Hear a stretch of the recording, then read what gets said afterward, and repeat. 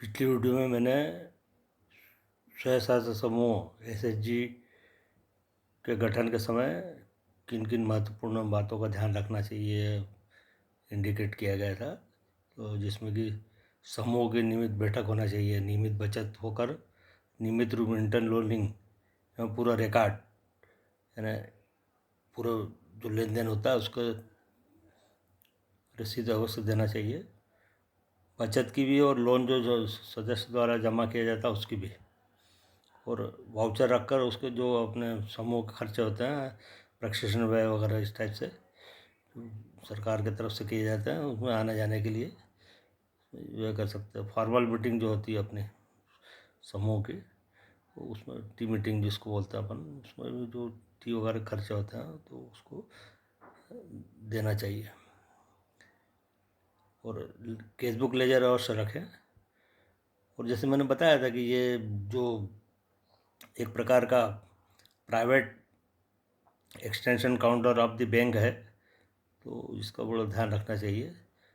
और extension counter केवल सदस्यों के लिए, बाहरी व्यक्तियों के लिए नहीं, बैंक और समूह के सदस्यों के लिए, इस प्रकार से।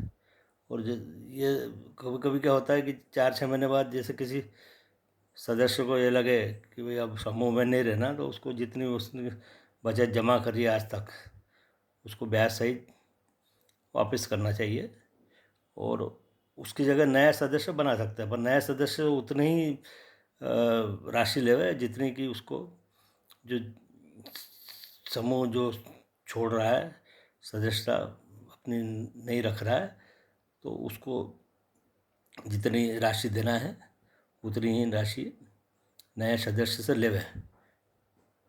कारण क्या है कि जैसे इंटरलोनिंग हो रही है और लोन मिलने का समय आया तो लोग सदस्य बन जाते हैं, तो हम सदस्य बनते हैं। तो ऐसा जो पुरानी पूरी जो अभी तक या कोई भी नया सदस्य कोई बनना चाहे और कोई नहीं छोड़े तो भी वो जितने अभी समूह के सदस्यों ने जितनी अपनी व्यक्तिगत रूप से जो राशि बचत के दी है तो उसमें उतना लेना चाहिए।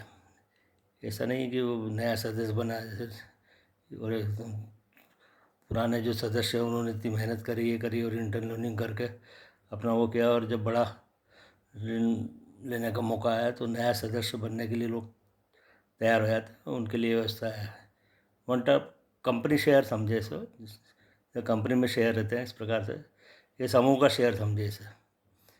और जैसे मैंने बताया था कि जैसे माइक्रो फाइनेंस जो है उस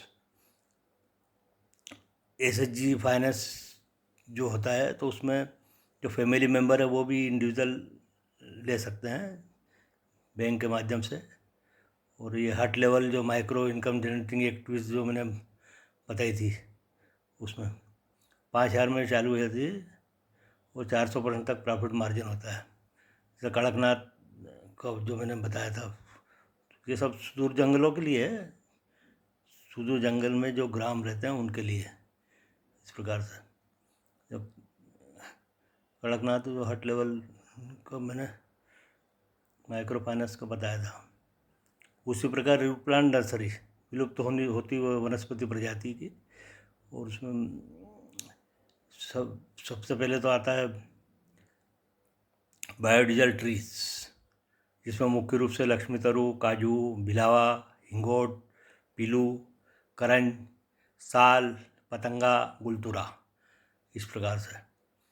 दूसरा आता है दातुन वृक्ष, पीलू, नीम, बबूल। तीसरा आता है ड्राई फ्रूट वृक्ष, चारोली, सफ़ेद मूसली और अफ्रीकन गोंद। अफ्रीकन इसलिए कि ये इसके बीज यहाँ पर नहीं मिलते, पर इम्पोर्टेड जो बीज रहते हैं वो कोई ई प्लेटफॉर्म पर मिल जाते हैं, ई कॉमर्स प्लेटफॉर्म पर। और पेन किलर ऑयल जो खास इसमें लगता रहता है, पेन किलर ऑयल जो बनाते हैं उनके लिए नीलगिरी है, रोसा घास है, नीरगुंडी, जंगली प्याज, पीलू और लक्ष्मी तरु। लक्ष्मी तरु जैसे मैंने बताया बहुउद्देशीय है, इसका खाद भी बनता है पत्तियों का, और इसको विभिन्न प्रकार के दवाई बनती है और खाद्य तेल भी है और कॉस्मेटिक्स में भी ये जाता है। इस प्रकार गोंद वृक्ष में जो बताया मैंने आपको, कुल्लू धाड़ा, अफ्रीकन गोंद, सले गूगल। सले गूगल जो है वो संरक्षित है और राष्ट्रीयकृत है कुल्लू के साथ। उल्लू कम। बाकी इसमें मतलब सीड कलेक्शन और उसका रिपैकिंग करके बेच सकते हैं, और इसके प्लांट जो है वो सामाजिक वानिकी वन विभाग से संपर्क करके उनसे भी दे सकते हैं। और एक लौंगा पीपर भी बहुत अच्छी आइटम है, जो यूके में एक्सपोर्ट होती है अधिकतर, मसालों में डालते हैं उसको। और ऐसे ऐसे कंद है जो बिदारी कंद है, सेमल कंद है, रुद्र पठानी, सतावरी, अश्वगंधा, इसके बारे में तो आपको सबको जानकारी है। इसके भी है नहीं, इसके बीज जो रहते हैं वो जड़ जो रहती है वही बीज रहता है इसके, इस प्रकार से। तो इस प्रकार सूची अनुसार प्राथमिकता वाले रूट प्लांट नर्सरी आप क्षेत्रवार जहाँ पर ये प्रचुर मात्रा में होता है वहाँ पर सीड कलेक्शन करके रिपैकिंग एंड नर्सरी हो सकती है। शहरी क्षेत्र के जो समूह है वो यदि नर्सरी लगाना चाहे तो ई प्लेटफॉर्म पर इसके बीज मिलते हैं। ये मुख्य रूप से ये सीड कलेक्शन वगैरह तो हो ही है, लेकिन समूह यदि अपने स्थान पर कोई जगह हो तो उसके मदर ट्री अवश्य लगाए, बीजोत्पादन हेतु भविष्य में काम आएंगे, इस प्रकार से। और पिछले वीडियोज़ में मैंने अलग से बताया है इसमें, आप इसके साथ में केंचो पालन मटकों में अपना ऑर्गेनिक फर्टिलाइजर बनाना, इस टाइप से है योजनाएं। तो अब यहाँ पर एक प्रश्न किया गया था कि ये साहब इसमें जो पौधा किस्म संरक्षण एवं कृषक अधिकार अधिनियम 2001 लागू होता है कि नहीं। ये कृषकों के लिए है मुख्य से, जो नया मतलब कोई पौधा अपना अपने स्तर से तैयार करते हैं इसको, तो मॉडिफाइड उसमें ऑर्गेनिक टाइप जो रहते हैं तो उसके लिए है। बाकी ऐसे नेचुरल जो जंगलों से आते हैं उनके लिए लागू नहीं होता। और जैसे मैंने बताया था कि ये जो रजिस्ट्रेशन वगैरह जो होता है किसी भी एक्ट में, जो ब्रांडेड पैक के लिए साहब ये होना चाहिए, ये होना चाहिए, ऐसा नहीं। रजिस्ट्रेशन का मतलब ये होता है किसी भी अधिनियम में किसी भी वस्तु के लिए, किसी भी कार्य के लिए, कि भाई कोई काम में गड़बड़ हो तो उसको गवर्नमेंट पकड़ सके उसको। उसमें सब एड्रेस वगैरह रहता है, कौन कौन है उसके अध्यक्ष, सचिव है, सदस्य है, इस टाइप से, या उसके संचालक कौन है, कंपनी बस व्यक्ति संस्था। कोऑपरेटिव के बारे में भी ये लागू होता है। लेकिन यहाँ पर हम स्वयं समूह की बात कर रहे हैं, तो स्वयं राष्ट्रीय आजीविका मिशन, तो उसमें क्या है कि जैसे समूह को सर्वोच्च प्राथमिकता सरकार द्वारा दी गई है ताकि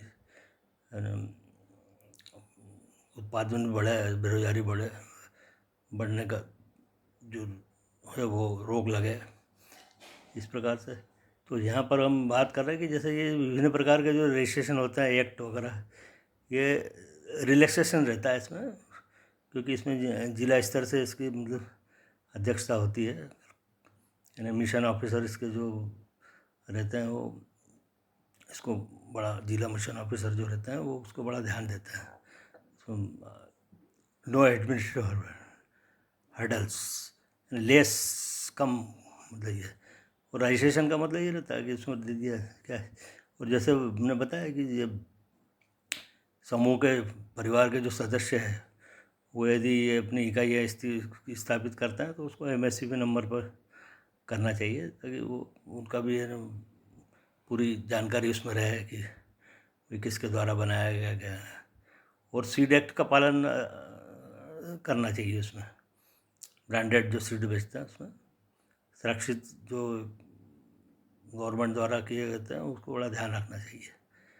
राष्ट्रीयकृत जो वनोपज है उसका भी बड़ा ध्यान रखना चाहिए। उसके बारे में ट्रेडिंग के समय सरकार द्वारा जो ट्रेडिंग किया जाता है उसी में जो ऑक्शन वगैरह रहता है उसका माल ही लेकर उसको रिब्रांड करें, पैकिंग करें और बेचें। और ये मुख्य रूप से ये सी मार्ट के लिए है, सी मार्ट जो आ रहा है, सी मार्ट पर रखने के लिए ये बहुत अच्छा रहेगा। यानी सीड्स भी, अपना रूट प्लांट भी, और मोनोपॉली रेयर, 100% नेचुरल, इस पर हाई प्रॉफिट मार्जिन, और स्किल्ड की ज़्यादा आवश्यकता नहीं रहती है। इस प्रकार से है ये प्रोजेक्ट जो है। आज इसमें यही चर्चा की गई है, और आपने इतना वीडियो देखा, इतना समय दिया, इसलिए आपको बहुत बहुत धन्यवाद।